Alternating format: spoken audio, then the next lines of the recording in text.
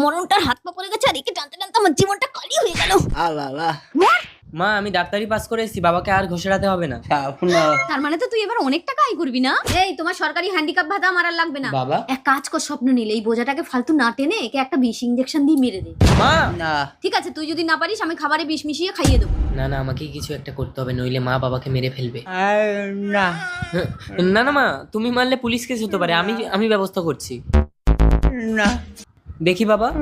না কিচ্ছু হবে না, কিচ্ছু হবে না, অল্প একটু লাগবে তারপরে মরে যাবে। একটু সহ্য করো আমার সোনা, একটু সহ্য করো।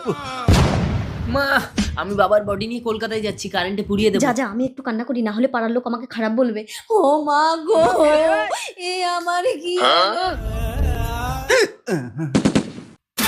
এ কি, আমি দাঁড়াতে পেরেছি স্বপ্ননীল? হ্যাঁ, আমি তোমাকে অজ্ঞান করে ভালো হওয়ার ইনজেকশন দিয়েছিলাম বাবা। তার মানে তো আমি আবার চাকরি করতে পারবো? না বাবা, তোমাকে চাকরি করতে হবে না, তুমি কদিন